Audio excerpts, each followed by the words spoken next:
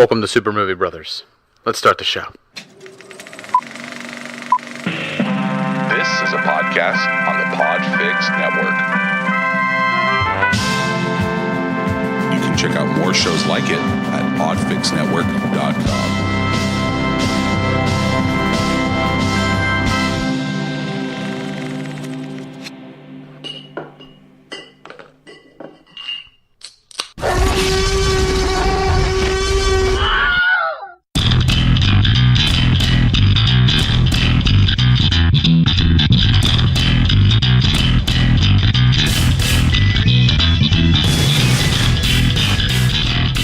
Welcome to Super Movie Brothers, episode 79. I'm your host, Super Movie Brother Dave. I'm your host, Super Movie Brother Jay. And this week, we have a little bit of a shortened episode. Me and Jay were not able to get together on our normal scheduled night, so we actually have to get together a couple nights later, which gives me less time to edit, so we are cutting this down a little bit.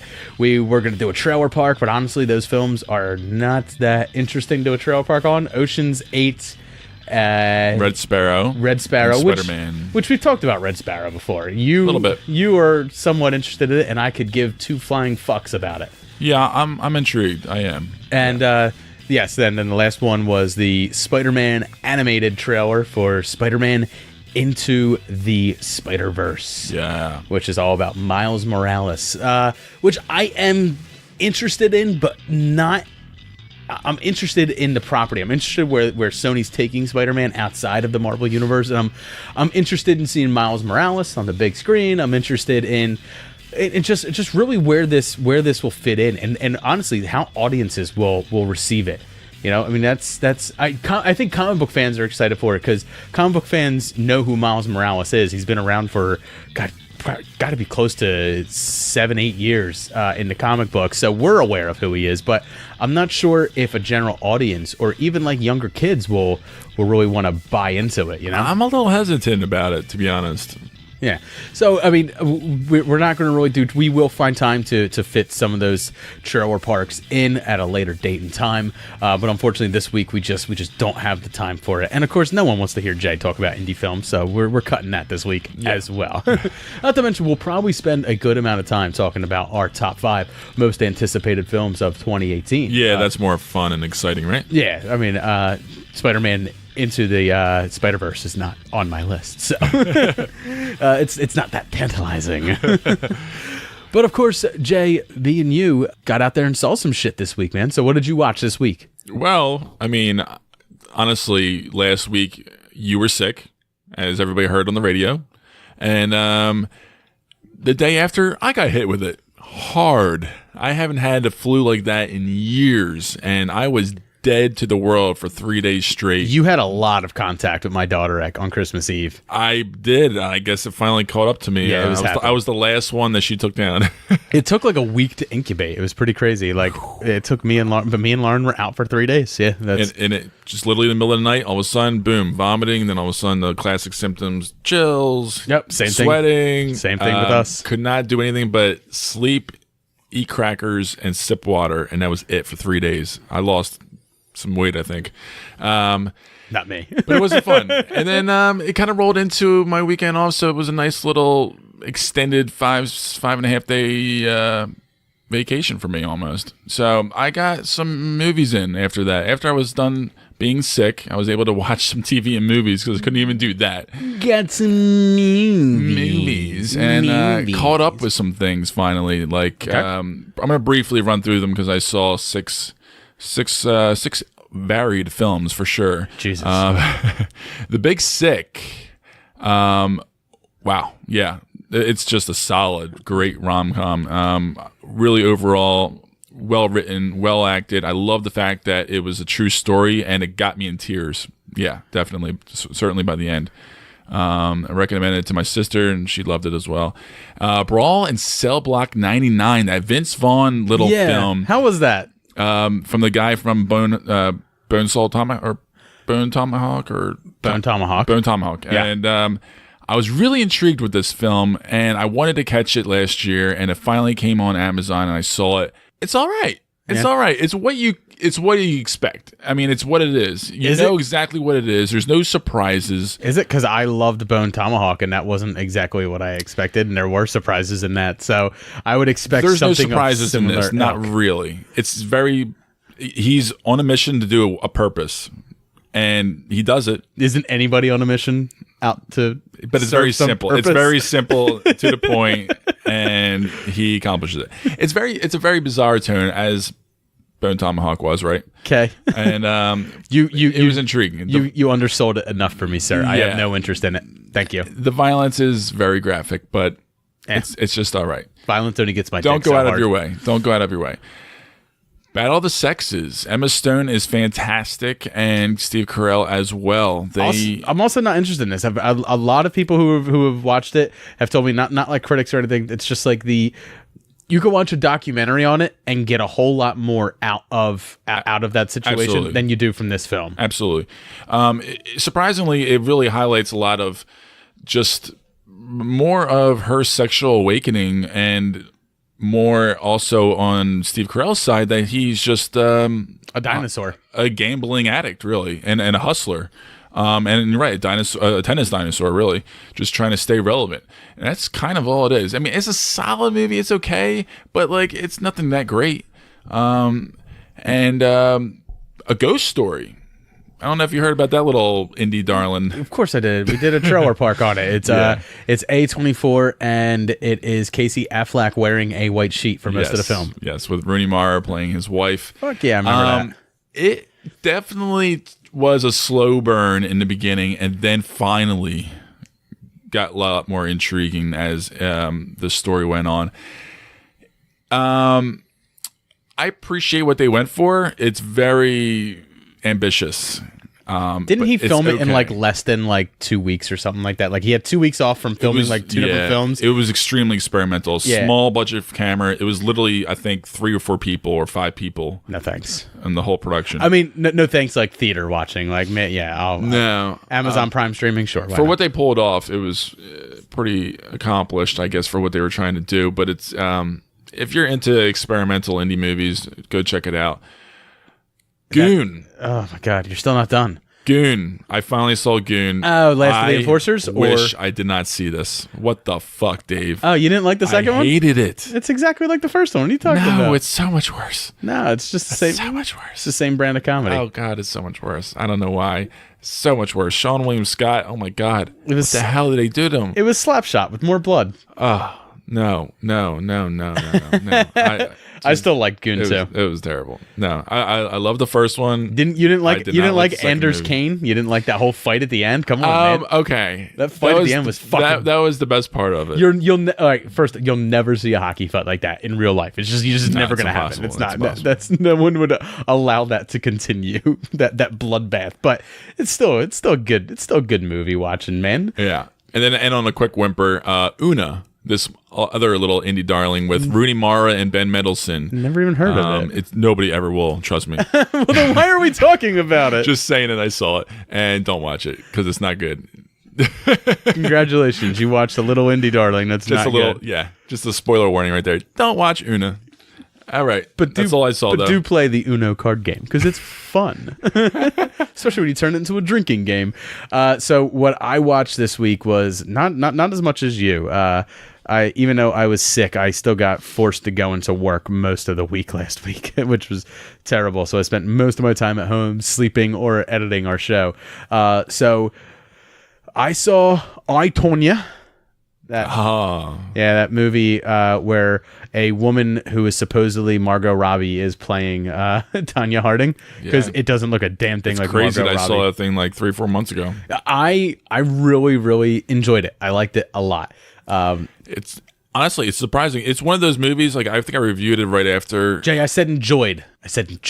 Okay, that's true. But let it sit on you. It means I'll never. No, I saw it over a week ago. I've sat. It's there. Okay. I wasn't. I'm just saying, 3 or 4 months ago, reflecting back on it, I think I would appreciate. Here's the problem. More. I saw it after everyone told me it's fucking brilliant. And I went and saw it, and I was like, "Oh, I mean, it's good. Yeah, I mean, it's fucking top notch. It's really good, but it's not like brilliant." No, but it's definitely a surprising, fun movie with a lot of dark elements mixed in with it. But if I told you this is the best ice cream you're ever gonna fucking eat, and you taste it, and you're like, yeah, I think it's the best surprise at the tail end of 2017 that a lot of people are now catching. It's kind of weird to hear all this because I'm seeing that a lot all over Twitter. All of a sudden, a lot of people are just finally seeing this movie, and it kind of flew under the radar. And I saw that screening months ago, and I don't know if they just did a horrible job with releasing it, distribution wise. No, it had a small. You saw it on its film festival release. Now this is its wide release. Yeah, but that was a while ago. So I mean, that's a slow rollout. That's a slow rollout. Shape of Water was already shown at a bunch of film festivals, but only just got a wide release in 2018. But it still can technically be nominated for 2017 Oscars. Yeah, and it's actually doing quite well with the award circuit right now with Allison Janney winning and at the Golden Globes, and then Margot Robbie, which she was nominated as well, and it probably will be nominated. Allison Janney was the best part of that movie, and I feel like she honestly was truly annoyed by that bird. Like that. I don't think the bird was trained to do what it was doing. I think she's just like, you know what? Just leave it. Just leave it in there. I don't know, but it was so fucking bizarre. Yeah.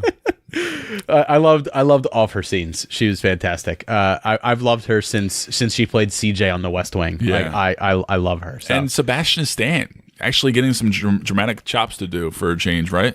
Sort of. I mean, he was still him and his idiot friend are the comic relief of the film. Like the amount of their stupidity comes to comedy at times. But also, like, one of the things I didn't like was like and I guess this goes into the psychology of an abused person, where like there's times where like he's a sweet guy and then they interview him and he's very like, oh no, that never happened, like nothing like that, no, of course not. And then of course you see him as this rage-filled monster when you're seeing things from Tanya's point of view. So it wasn't. I liked it. I really liked it, but it just wasn't the film that like blew me away like everybody was saying. But I also saw Shape of Water. Jealous. That film was, I mean, if it doesn't blow you away with any other element than just the way it looks, it's a fucking gorgeous movie. And I was telling Jay, like, before we started recording, it is the most Pan's Labyrinth Del Toro movie since Pan's Labyrinth, like in scale of like just the sheer beauty of it, and the practical effects are absolutely phenomenal in it. And it's just a fairy tale. It's it's there's not a deep complex story there. It is a fairy tale. And I love that. And the love story works. The love story works, but the love it's story. A hard sell. It's a big task to deliver, and apparently he did. Yeah, and which is great. I remember Fuzzy Dan from Who Spiked the Puns was saying that he was waiting for, at the end, them to name him Abe. And I was like, because Abe Sapien, like he's going to go on to join the BPRD and fight alongside Hellboy. It didn't happen. No, this is not a Hellboy prequel. So I hope anybody out there who's really hoping for that, this isn't it. It's not it. But it is a beautiful movie. It's very heartfelt. It's very touching. And I loved it a lot. However, like Pan's Labyrinth, it's not something you can go back and visit too often. It's not like, it's you can watch it a couple times and just really, really, soak in. And the score, the score was phenomenal. So I had a really good time watching that. Michael film. Shannon being Michael Shannon as a villain. Dude, Michael Shannon was downright disgusting at times. Like, wow. He is a foul human being in that, and I liked it like a lot. I mean, if anybody can do it, it's him, right? I liked it. It got me excited to see Waco, which will be coming to the Paramount Network and later on in 2018. Where Taylor Kitsch is playing the guy who ran the cult in Waco, Texas, and Michael Shannon is playing the FBI hostage interrogator. So, hostage negotiator. Oh, okay. So it looks really good. It's got a pretty decent cast. But just seeing Michael Shannon again, just Michael Shannon it the fuck up. Like, I was really, really, really, really enjoyed his part in the film. So the film was great. I encourage anybody out there to go see it in the theaters if you can. I mean, other than that, I just been rewatching Parks and Rec with Lauren. Not a whole lot of other viewing going on. I didn't really get to see any other movies. I really wanted to see Lady Bird. I just ran out of time. There just wasn't time. Yeah, and Golden Globes came out last weekend, and Three Billboards did a hell of a job. They cleaned up. Told you that movie was. I mean, It was nice to see Sam Rockwell win an award. generally for a change. He's this long means overdue for one. this does mean that Three Billboards will not clean up at the Oscars. Yeah, the Golden Globes are completely different and Yep. separate to all the other awards. Really, the Screen Actors Guild, Directors Guild. Obviously the Oscars. All that kind of stuff. It's Did you completely see? separate. Did you see when James Franco was accepting his award when Tommy Wiseau so came fun. in to grab the microphone? He the literally best. stiff arms him. He puts his arm out. He pushes him away. Like definitively, like the drunk friend or something, Right. like trying to take over, and you're like, wait. Like the biggest snub of the night did not come from someone not getting an award that you thought they deserved. It came from Tommy Wiseau not being allowed to talk on microphone. But instead, James Franco, he treated us to his impression of Tommy instead of letting Tommy speak. Which Well, he knows the drill. He only has a certain amount of time up there, and he did bring up his brother and him up on the stage. also, so fuck that. it's That good is enough. James Franco's award. It is not Tommy Wiseau's award. I know, that's what I'm saying. Like, Yeah, I mean, it was his time to talk. I mean, yeah. it has nothing to do with Tommy. It does, but at the same time, it was honor enough for him to just be on stage. He had no business talking on the mic. Maybe after his speech, after his time, maybe he could throw something out there real quick. Right. But But I mean, if Cuba Gooding Jr. won an award last year for playing O.J. Simpson, like, would we all be like, "Hey, come on, let O.J. talk"? right. No, it doesn't work that way. Good point. Good point.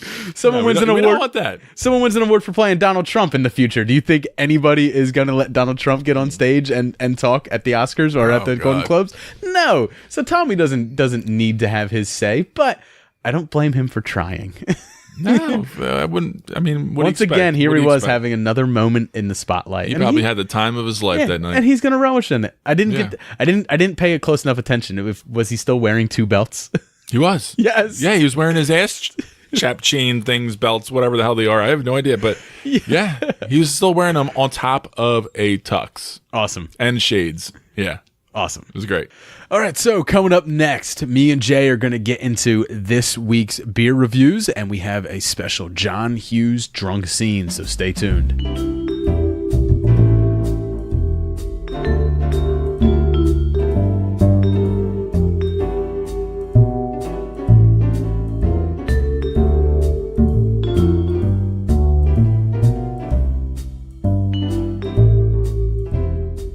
Welcome back to the beer segment. And continuing with our themes this week, we have two more beers that were selected for us by Christina at Philly Craft Beers. And then we also have a John Hughes drunk scene to celebrate John Hughes all this month, leading up to our movie cocktail podcast episode that will be all about John Hughes's film Weird Science.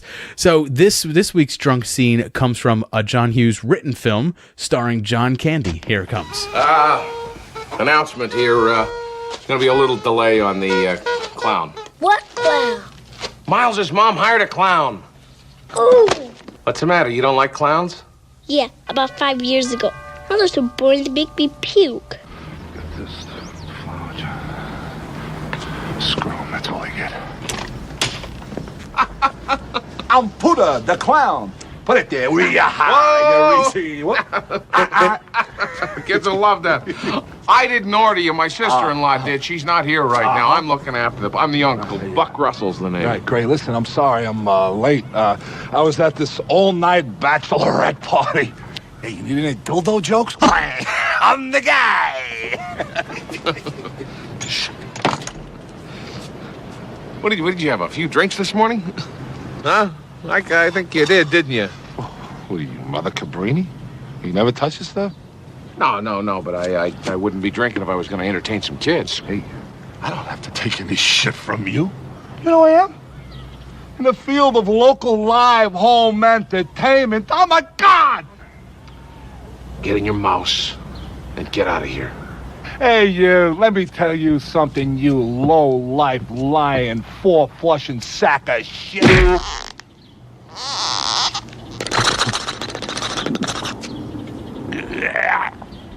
So this drunk scene comes from Uncle Buck. And Uncle Buck is throwing a birthday party for Macaulay Culkin's character. Yes. And Macaulay Culkin's mom has ordered him a clown, Putter the Clown. And Putter pulls up in this Volkswagen Beetle that's done up like a mouse. It's got fur on it everywhere. It reminds me a lot of Harry's Shaggy Dog van in Dumb and Dumber. Yeah, definitely. And he's just bombed. Yeah, absolutely. I mean, you could just tell right away when he gets out of that car. Oh, he parks the car crooked against the curb. He comes out and he's barely standing. He can't He's even mumbling and everything. Can't even ring the doorbell. He keeps missing the button. And then Buck answers the door and he introduces himself as Putter the Clown. And he admits that he was at a bachelorette party last night. And if he needs any good dildo jokes, he's got them. And of course, Buck susses out that he's drunk, and in true Buck Russell fashion, he gives him his chance to do the better thing. And when Putter the Clown decides to chastise, refuses to be chastised by Buck, he kind of gives him a mouthful, and Buck doesn't really take that too well. No. Decks him twice. And the best part about when he decks the clown is the clown doesn't just drop to the ground. No, the first time is awesome. Right, he's like a weeble wobble. His nose squeaks, and then he goes out of frame, and then slowly bounces back up in frame. I think he even says "Is that all you got?" And he decks him again. It's great. And I mean, I love the character of Buck throughout the entire film. I love just his brashness with people, like the scene with the principal when the principal is talking about the kids and she has that giant mole, so he flicks her the quarter. He's like, "Here's a quarter. Why don't you go downtown and have a rat gnaw that thing off your face?" It's just he speaks very bluntly to people, and I love that about him. But ultimately, the kids warm his heart, and Buck learns a lesson just like the kids do. You're never too old to grow up. Yeah. Me too. One day. All right, Jay. So let's get into our beers for this week. Let's start off with you, man. What have you got? I have Single Cut Beer Smiths out of Queens, New York City. It is Are You Ready, Steve? It's an IPA. We both have IPAs this week from Christina. And this one is 7.0 alcohol by volume and 110 IBUs. It pours out pretty hazy. It's got an unfiltered look, and it's got a good little mouthfeel going on. It's full unfiltered. It is straight up raw dogging in my mouth. Yeah, this is straight up jizzing all up in Dave's mouth. Yeah. Not so much mine. Yeah, I like it. I do enjoy it. It's not quite my style IPA, but it has a lot of good citrus and bitter notes to it. Nice mild smell, but overall you can tell it's a really well-crafted beer. It's just not quite my cup of tea, but I would still give it a pretty good review at 3.5 out of 5. Yeah. Yeah, I mean, yours definitely has a hop-forward flavor with a beautiful citrus finish. I like it a lot. I would give yours a much higher grade than that. But that's not what I am drinking. This week, I am drinking the Yakum Hop Fight. It's a double Indian Pale Ale, and this is another collaboration, just like the one that Jay talked about last week. Both of these brewing companies are out of the heartland of Virginia. It's Devil's Backbone Brewing Company teamed with Four Peaks Brewing Company. This beer is 8.4% alcohol per volume and 62 IBUs. Now, this is the exact opposite type of IPA from the one that Jay has. Definitely. This is extremely bitter finish, more of a malt up front, and definitely lower IBUs, so it's not quite as hoppy with 62 IBUs as opposed to the 100 IBUs. It pours a whole lot darker, and it winds up having like a whole lot of like a darker flavor. I mean, just like any other double IPA would have. Naturally, yeah. But it's that extreme bitter aftertaste that really gets me. And on the nose too. Right in the beginning you get it as well, and then at the finish. Yeah, but I mean, for me, it's just not as strong as a beer. It's just not as balanced of a beer. So I'm gonna wind up giving it about a 2. I mean, I'm not impressed with these collaborations, and there hasn't really been a collaboration series like we talked about last week. There hasn't really been a collaboration that I've been blown away by. Like I said, there's been other collaborations. I think I had one last week, and I give it a 3.5. I was pretty okay with that one, actually. And I didn't like yours last week, though. Right. But I guess it all depends. It's hard to find those right.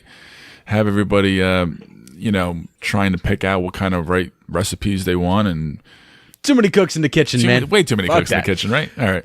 So coming up next, me and Jay have our top 5 most anticipated films of 2018 to talk about. Oh, yeah. So stay tuned.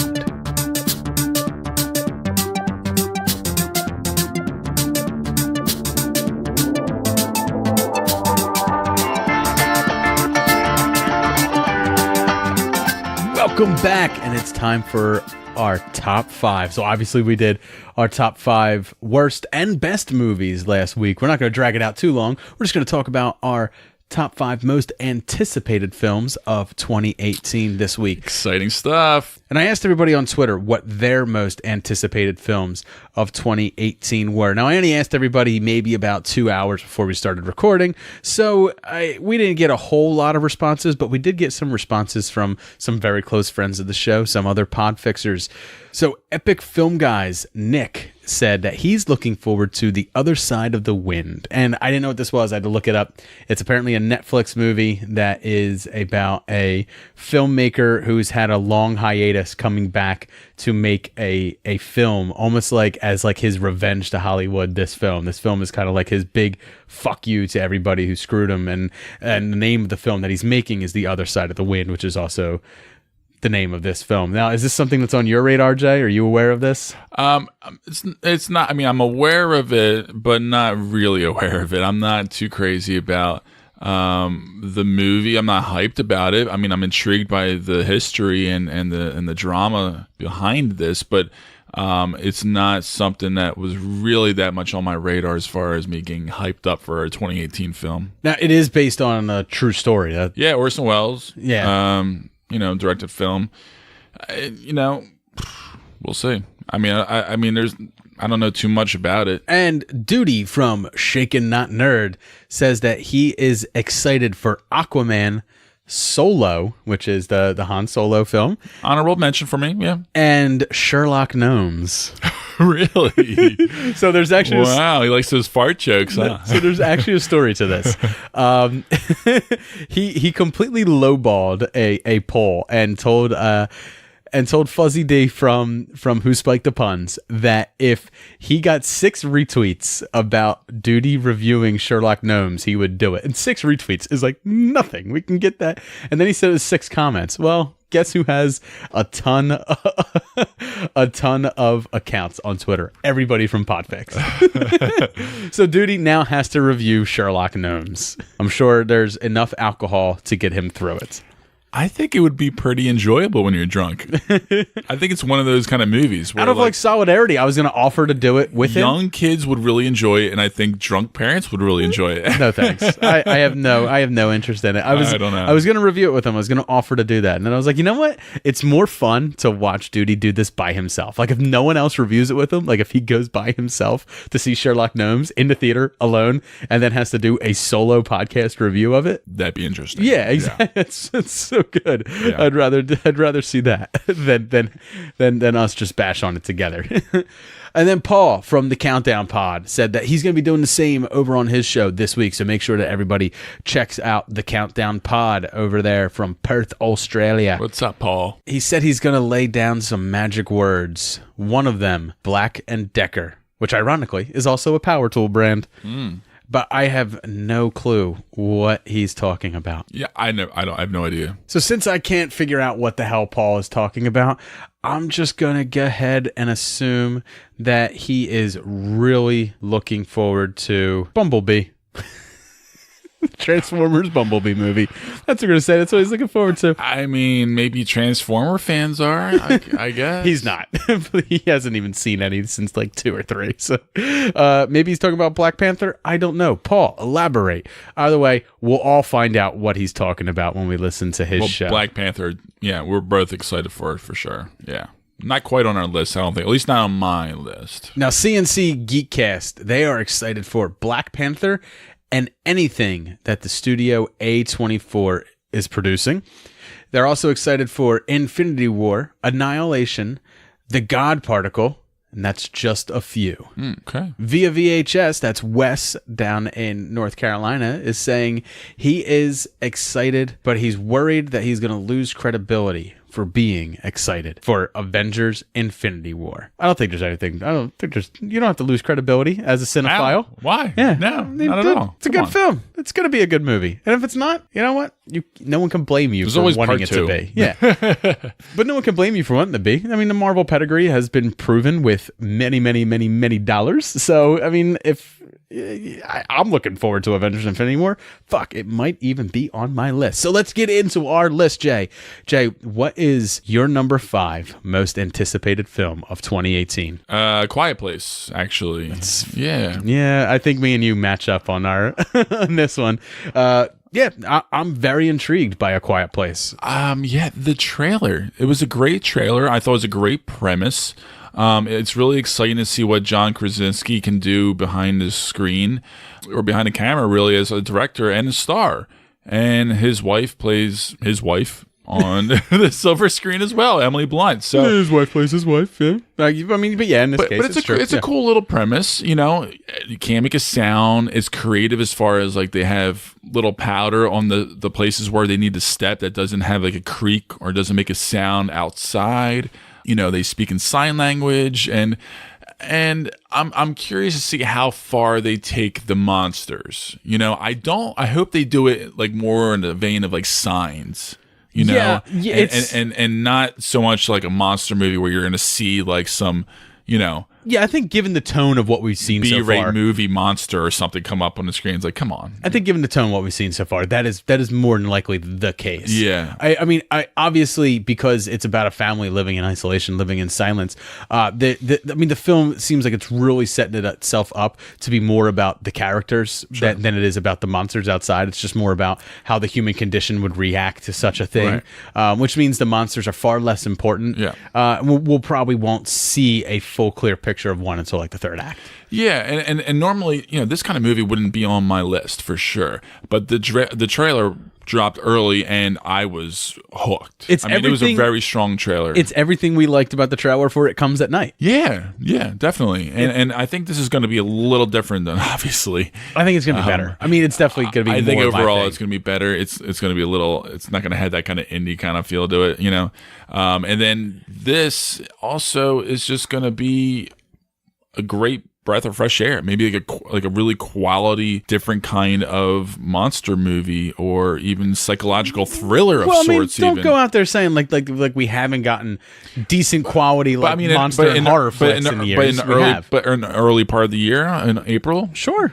Okay. I mean, it's sort of like a creature feature. It's a horror film. That was fantastic. We talked about It Follows before. That's also like a horror type film, and that had some great elements, great tone, great themes. I mean, I think every year we've been getting 2 or 3 pretty decent ones coming out, and The Conjuring has a sequel coming out this year, The Nun, about the Grey Nun who showed up in several of those. And you know what? Even though it's not going to have the main characters in it that have been in the other ones, I'm still looking forward to it because everything that James Wan has done with that series, I've really enjoyed. So not so much the Annabelles, but I think that it might, you know, it might add to the lore of that, and I'm looking forward to that. It's not on my list because, like I said, they've done spin-offs of The Conjuring before, and The Nun might wind up being a lot like the 2 Annabelle films, which means it'll be terrible, or it might be just as good as the other 2 Conjurings. But Jay, what do you have for your number 4? Annihilation, or how you pronounce that?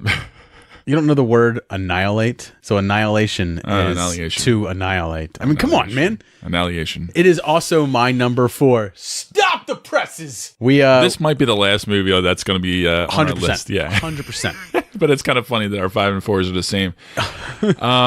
Yeah. Alex Garland. Yeah, he's writing and directing this movie. We both love him. So I just saw the new trailer for this when I went to go see The Last Jedi again this weekend. Something I forgot to mention about what we did this weekend. We took my mom to go see. Very cool. To go see The Last Jedi. She's not like anybody else. She doesn't talk about the movie when she comes out. You know, you have to like, did you like it? Yeah, I liked it. What did you like about it? Oh, I liked everything. Oh boy, yeah. She doesn't talk about part. You know, I mean, she just enjoys just movies. Like she just enjoys it. Maybe later over dinner. Nope. She'll never talk about a specific thing. She'll never. She won't even like. It's not like me and you talking about films where we can reference something in conversation and have like a good laugh about it. She'll never do that. That's kind of frustrating. She'll be like, I like that movie. All right. But I mean, I know she enjoyed it, so that's what matters. That's all that matters. But the point is, I saw a new Annihilation trailer that was there, the second trailer. That's more of an extended trailer from the first one, and they're really getting into like the lore of like what's going on, like the meat of the story, where it's like whatever is inside that ether, whatever is inside that bubble, it's changing the physiology of organic life. So plants are changing, animals are changing. Like they mentioned that the crocodile has that they fight in there. That albino crocodile has teeth like a shark, not like a crocodile, and it has. So it's very peculiar. It's going to be very sci-fi heavy, very female ensemble led heavy as well, I think. And even more in the second trailer that I saw, we see even more of those human-esque figures that are plants now. Like, so it's like it's almost like it amps up like certain animal species, but then also reduces certain species to just plant life. It's I have no clue what the fuck's going on, but it fucking looks awesome. I don't know either, and nobody does, but it just looks so intriguing, and it's coming up around the corner, and also, I mean, hell. And pretty as fuck. It's pretty as shit, right? And it's interesting to see Natalie Portman in this role, because I feel like we haven't gotten a big role for Natalie lately, you know, as far as like something that really wowed us, you know? Yeah, and I mean, and I think Alex Garland, he's got a good pedigree, you know, going with what he's written and what he's directed. I mean, so far he's directed only Annihilation and Ex Machina, but I mean, his writer credits are pretty deep, man. Dread, obviously, which we've talked about before, but he also wrote Sunshine. He wrote 28 Days Later, and he wrote The Beach. Yeah. So and Never Let Me Go, actually. Right. That was a solid movie, actually, that flew under the radar. Yeah. So I mean, he's and this is written. I'm just very excited for it. I when I was watching the trailer, I was like, man, I cannot wait for this. And I think the casting in it is pretty brilliant. Obviously, you know, working with Oscar Isaac has to be it's just gotta be a treat for anybody. Like we all know you have a man crush, David. Well, I mean, when you see him in interviews, he's such a lighthearted guy. You know what I mean? Sure. But like, he really takes his work seriously. He went to Juilliard. He actually went to Juilliard with Jessica Chastain. Actually, I think they graduated together. Right, but I mean, think about the films he does. Think about all the times you've seen him play a bad guy, or like in The Most Violent Year, and then go watch The Last Jedi and see like the depths that he takes Poe Dameron through, right? Like you see him angry, you see him joking, you see right. I mean, like, yeah, the dude just has charisma. It's just eking out of every fucking orifice in his body, and even in stuff like Inside Llewyn Davis, exactly. Like, you know, he just has that gravitas. And I like the idea that like Natalie Portman, you know, like him, is former military and stuff like that. Like they mentioned that in the second trailer, that she's also former military. And I just like the fact of seeing like this small girl, like when you hear like, you know, a woman in the military, you don't immediately snap to Natalie Portman. No, not the 98-pound woman you expect. I mean, it's a bit of a tough sell, but I mean, you know, think about it. Everybody in Israel needs to serve in the military, right? And Gal Gadot did, so why can't she? There's a lot of reasons why I'm looking forward to this film. Alex Garland is really just the main thing now. I just loved Ex Machina so much. I really want to put my faith in a filmmaker, and I'm going to put it in him for this one. So very cool. My number 3 is Avengers: Infinity War. Terribly low. All right, I mean, but it's low, but yeah, it's right where it needs to be for me. This movie, I'll talk briefly on it. I'm sure we'll talk about it a little bit later. I'm just excited for it. I did not. If you talk now about it, do you promise to shut up if I talk about it later? I'm going to be quick about this. I'm just very excited to see how the Russo brothers again balance this many characters and give them all the credit that they deserve.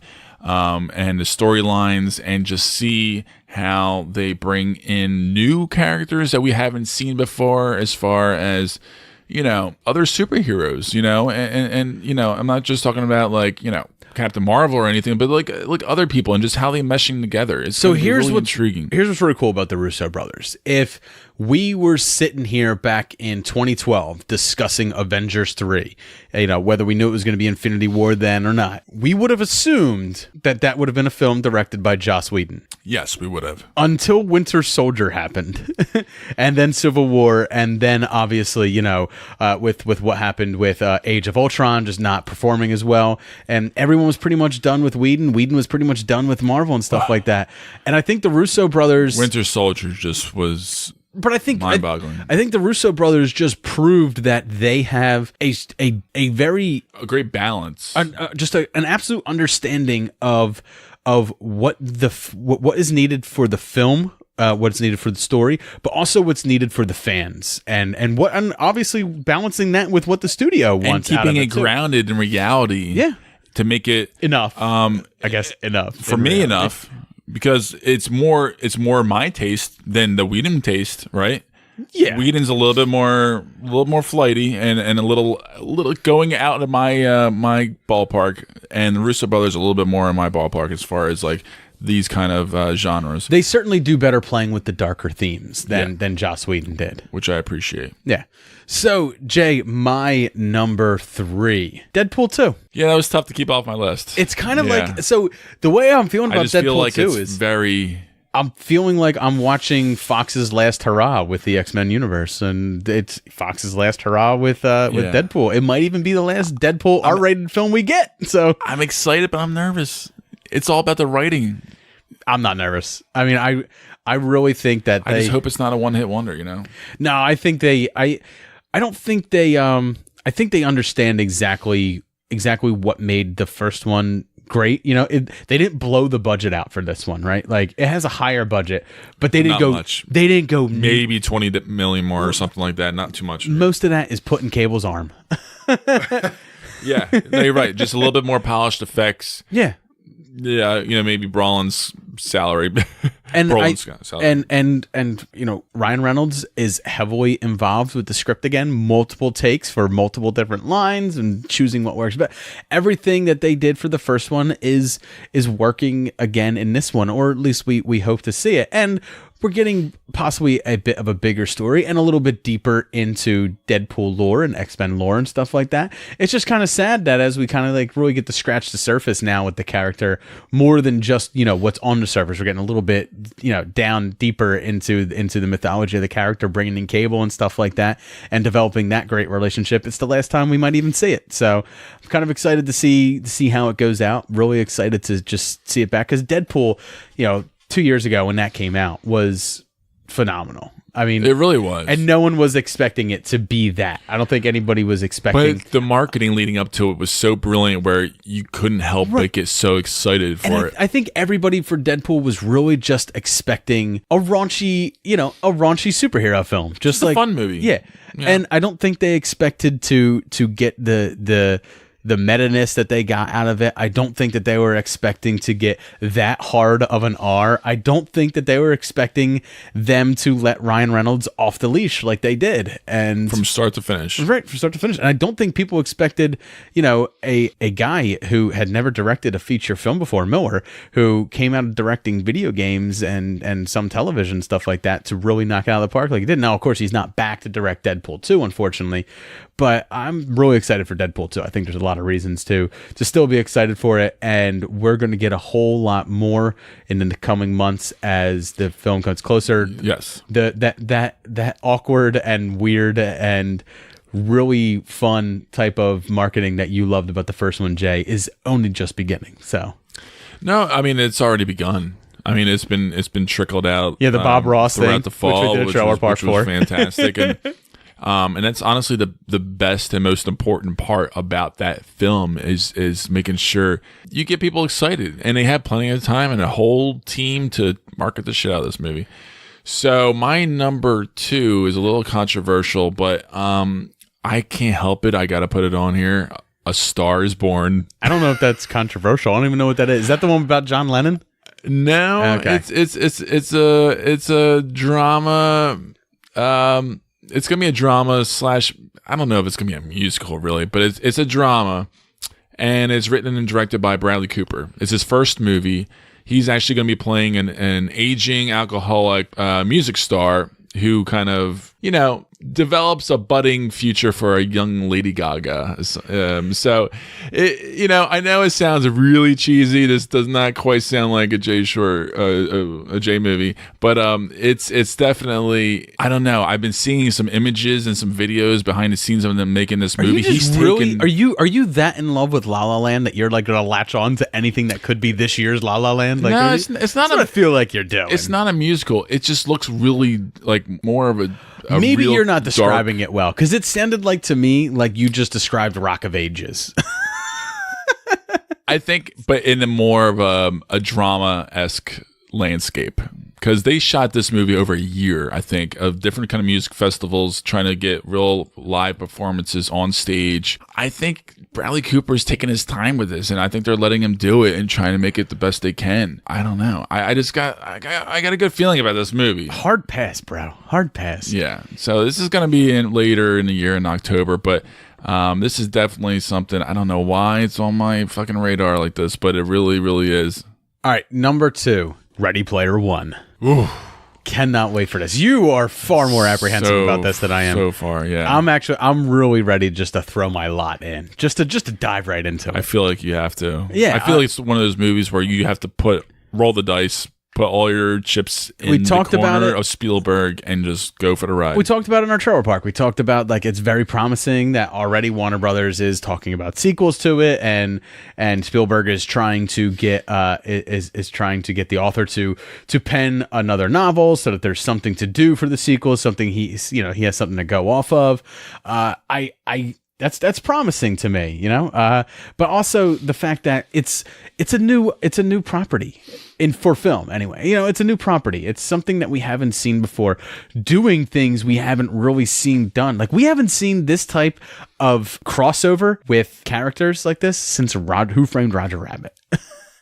Like there hasn't been this level of crossover with properties since then, which is really cool. But that is all really just fanfare. Really, I'm just super excited for them to tell this story about the loner, about the guy who retreats into his other world. And I think a lot of people who really are into movies, into comics, and that type of stuff, can relate to that level of retreat. And I think it's something that people can look up at the screen and kind of be like, yeah, I mean, I can relate to that because I can. That's I me. Can. So I think it's just slightly too early because they try to hype up the VR stuff and it hasn't quite bitten the public yet. I see it in the malls and stuff, and I don't ever see anybody using it. And like, I don't know how expensive it is or anything, but Jay, one of the top gifts for Christmas this year was PS4 VR. Was it? Yeah. VR is in a lot of homes just because I don't own it yet. And you are not the person. You're right, you're not the person to talk about technology because you just got your first Blu-ray player 2 months ago. Yeah. And you didn't buy it. A 6 or 7 year old Blu-ray player. It was a gift from me. So don't talk to me about technology. Oh, man. I'm surprised you're not still pressing the tracking button on your fucking VCR to get all your fucking films to work, man. Do you still have a VCR? Is it still hooked up? Is it still hooked up? It's a DVD/VCR. And it's still hooked up? How often do VHSs go into it? Oh, never. Never? No. Do you even own any VHSs anymore? Titanic. I feel like that's one like if you went to a shitty B&B in the middle of nowhere, dude, on the shelf. There's 2 cassettes with that movie. It had to be. It. Everyone had it. And trust me, the Kate Winslet nude scene is like burned up because like but that's what I mean. If watch that over and over again. Titanic was the VHS that like if you went to a shitty B&B like at the beach and it was a rainy afternoon, you had to go to like the dreaded B&B VHS collection, and you would see, and it would be like terrible things like all old movies you never heard of, most of them in black and white, or worse, it would be like 3 movies on one tape, or oh my God, yeah. or it'd be whatever the guy was taping off of the TV, complete with commercials, and then sandwiched in between all this shit would be Titanic, and it's pouring rain outside, you can't get to the beach, you're like, you know what, this is a way to kill 4 hours. It's true. I mean, God, God, I don't miss VHS at all. I own every single Star Wars film on VHS still. I still own every single Indiana Jones on VHS. I own both Ghostbusters on VHS. I have a lot of shit on VHS. I got rid of a lot of stuff. Like I had a lot more things, but like I feel like I need to gift you some of my VHSs. We need to have a VHS viewing party. Oh boy, that'd be interesting. I will find a way to hook the VHS up to the projector. Does it still work? Does dust get in there and stuff and ruin? Yeah, you just run a cleaner. You don't remember your VHS cleaner? I didn't know they had one. Yes, you had to clean the head on the. I have no idea. You got to polish the head like a good little. My whore. family is not very tech forward. Clearly, we do not watch movies. We catch whatever's on TV during the holidays, whatever. Trust me. All right, Jay. I'm the black sheep in the family. Trust me, I am. So, I am excited for Ready Player One. Yes, as I think most of our listeners are, or maybe not. Actually, I think it's not getting the hype that I think it initially expected. It'll get there. It doesn't come out for quite some time. It will get there, I believe, though. All right, Jay. Before you get into your number one, yes, I'm gonna hold you to just 3 honorable mentions. That's all I want from you. You're gonna give this to me now? I'm not even just prepared 3. for this. How many honorable mentions do you have? I didn't put anything down because I didn't think you were gonna do it. Definitely Black Panther. Okay. That's the nearest film that's coming out that I'm excited for, other than A Quiet Place. Black Panther just looks fucking fantastic visually. The cast they put together for this film, and I think it's going to be really intriguing to see this world that we never really saw much before about, and I think they're going to kill it. Definitely looking forward to that one. And then New Mutants. I'm kind of intrigued. Okay. I wasn't crazy about the trailer. We weren't too crazy about the trailer. I think it's going. At least I wasn't. I think it's going to play better in film, like as the movie rolls out. I like the idea that they were doing with the X-Men universe before Disney bought out Fox. Was that like they were doing kind of like what Star Wars was doing, what Disney was doing with Star Wars, where it's like, all right, this is a Star Wars heist film. It's called Rogue One. You know, like this is a scoundrel film, Solo, like, you know what I mean? And also what they do with like Marvel, where it's like, you know, Winter Soldier was their version of like a Manchurian Candidate, of like a political thriller and stuff like that. So I kind of like the idea of like X-Men doing that, like playing with different genres within the X-Men universe. And I hope it is more of like a horror-esque. I think it will be. I think it will be coming of age type film. That'd be kind of fun.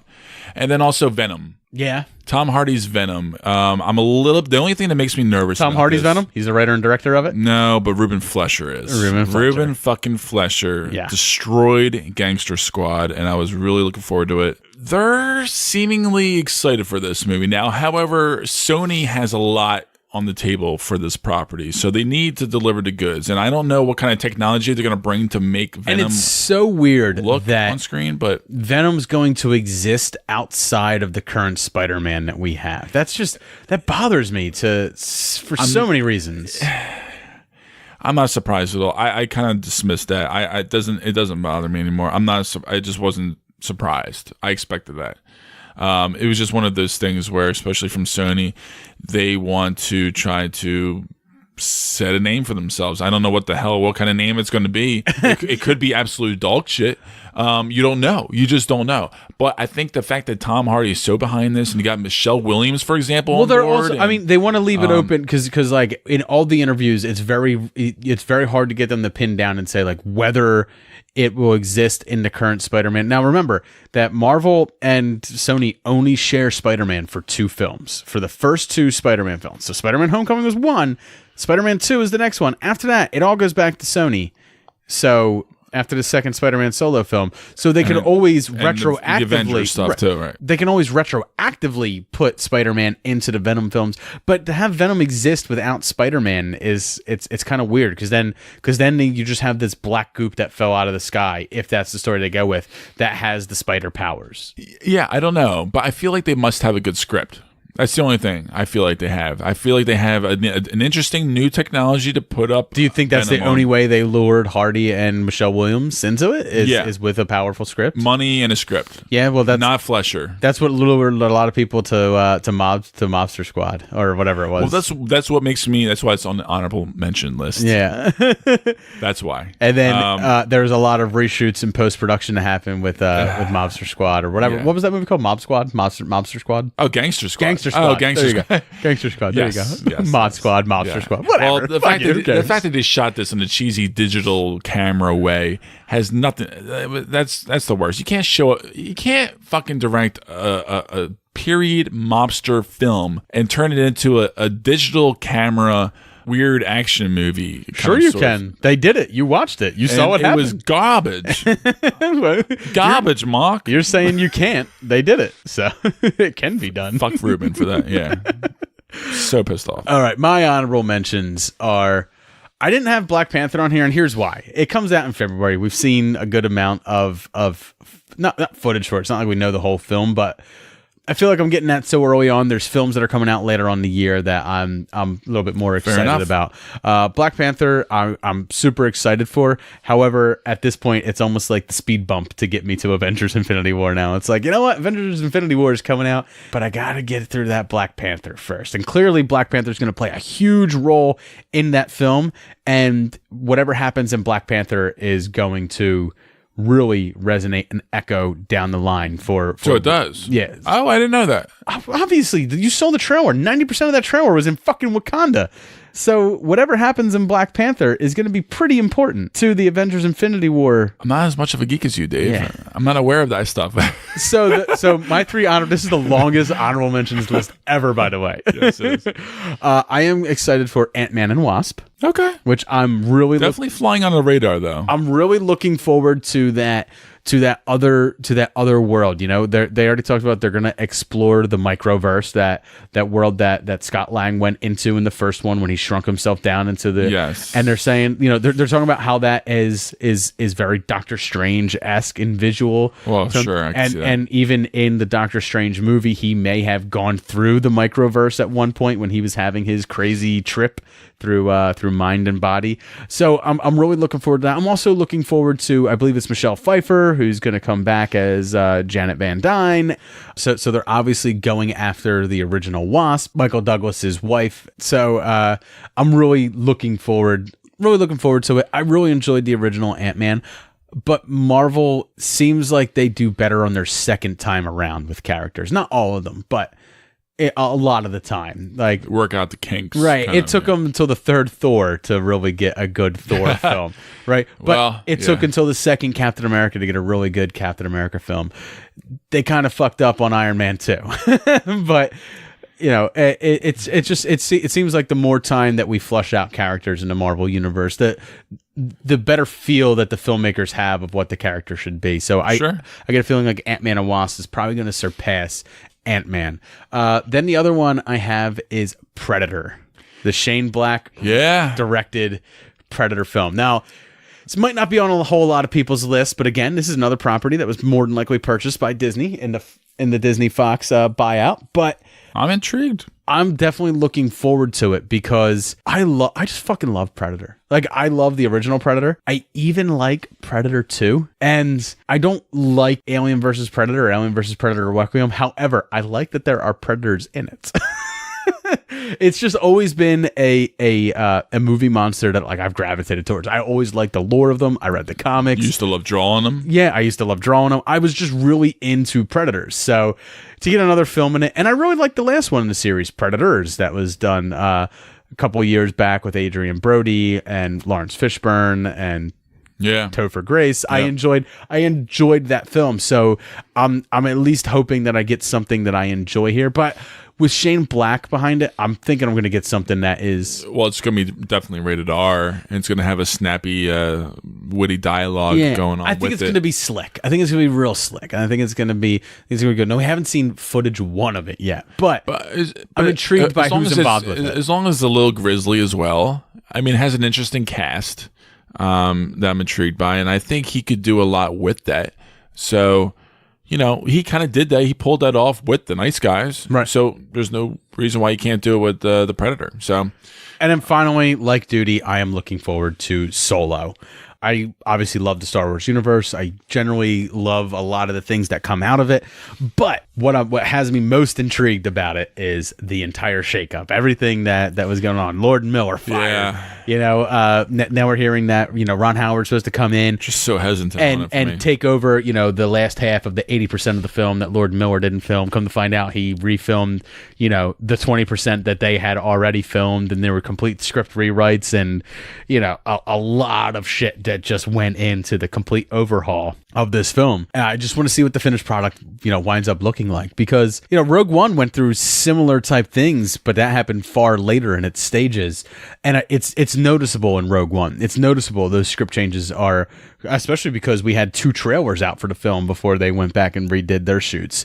So it's interesting that all these happened so early on. I think it's going to be a whole lot more seamless this time around. But also, I just kind of want to see what Ron Howard's got for this universe, because for me, Ron Howard hasn't done anything great or powerful in the past couple years. I want to see what he's got here. Yeah, he's a very capable filmmaker, though. I mean, he's not a bad filmmaker. Put it that way. He's not a bad movie maker. He hasn't made a bad movie that I can recall. It's either middle of the road or good, sometimes great. Exactly. But Jay, it's not very often. what's your number one? Number one is Damien Chazelle's Of course. First Man, of course. Now, this is a biopic film. Biopic. Biopic. When you say biopic, it sounds like it's some sort of surgery that's being done in your eyeball. No, I'm going in for a biopic surgery. Biopic. Neil Armstrong. So this has an insane cast. My boy Ryan Gosling playing Neil Armstrong. You got John Barenthal, Claire Foy playing Armstrong's wife. She's not just Claire Foy. Janet. She's Her Majesty the Queen. The Queen. Jason Clarke, Kyle Chandler, Corey Stoll, Lucas Haas. It's just a great cast. I mean, this is definitely a movie that I feel like is going to be special, and it comes out in October as well. So just looking forward to that. Anything with Damien Chazelle anymore, he has done no wrong with me so far. Whiplash and La La Land, one of my favorite films. So for me, Whiplash is immensely better than La La Land, so he can only go up from there. They're neck and neck. No, no, Neck and Whiplash is so much better. Neck and neck. So different, but neck and neck. I'll never sit here and say La La Land's a terrible movie. I don't have the love for it that you and so many other people do. I just don't. And this is coming from a person who does not like musicals, and that's what's so baffling to me. I don't understand why, but I do. I just fucking love that movie. I can enjoy a musical or two here or there. I mean, I have nothing against them. I just have no love for La La Land. I mean, I saw it once and I was like, huh. So that's what everyone loves so much. Okay, I get it. For me, it's Avengers Infinity War. Just the culmination of everything that's been going on in the Marvel Universe since 2008, mainly since 2012, really, when they started really developing this whole overarching story. I want to see its conclusion. I want to see where everything goes. And I think the trailer has me more excited than anything else I've seen so far. I really hope there's a great cliffhanger. Do you think there's going to be a cliffhanger? Absolutely. Yeah. When the sequel's coming out a year later, yeah, you got it. You got it. I'm really just more or less jazzed for Captain Marvel. Because I don't know much about her character. Yeah, I could explain it to you off her air. Powers and stuff. So I'm intrigued how it's portrayed on screen. I'm just really intrigued about the whole, just bringing everybody back together. I'm really intrigued where they left Thor off at the cliffhanger and stuff like that. I'm interested to see how they fit the Guardians of the Galaxy in. I'm really loving the fact that, like, for this first film, they're not all necessarily going to be together. You know, it seems like there's the war in New York, there's the war in Wakanda, and there's the war in the cosmos in space with Thor and the Guardians. And obviously, they'll all come together at the very end, probably for your cliffhanger, Jay. Yeah. I'm really excited to see everybody come back, and I really enjoy watching how the Marvel films seamlessly bring everybody together. You know what I mean? Without like in Civil War, it just felt organic the way they all came together. You know, we got a few scenes of like Tony Stark going to get Spider-Man. We got Cap going to get Bucky and stuff like that. and we got to see Hawkeye go get Scarlet Witch, but we didn't see them go get Scott Lang and stuff. You know, we understood what was going on. They really have a way of fit the characters, right? Yeah. But they really have a way of streamlining their process and just really telling tight, fun stories.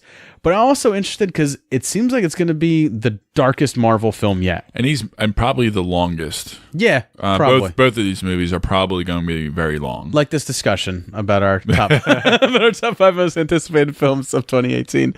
It's long, but there's a lot of things coming out. If we missed anything, please reach out to us on Twitter at SuperMoviePod. If you want to bitch at Jay for really looking forward to another musical in 2018, reach out to him. It's not really a musical. I mean, there's music in it. At JD Short 009. It's just not. Check out Untapped. Check out what we're drinking on Untapped app and see what kind of beers we're drinking, and hit us up on that. Show us what you're drinking. And as always, we are part of a network. We are part of the Podfix network. Very proud of the network that we're a part of. We mentioned some of the other shows here, but make sure that you check out the Countdown Pod for their top 10 of 2018, which should be coming out very shortly. And also make sure that you check out the More Gooder Than podcast. They just came back from their holiday vacation, and they're bringing back Alan Rickman. So one of their most famous episodes is Alan Rickrolled, which was an episode that talked about 3 Alan Rickman films. Well, they're doing it again. And this time they're going to be talking about one of my favorite Alan Rickman roles. He played Metatron, the voice of God in Dogma. So be sure to check out More Gooder Than when Rickrolled 2 comes out.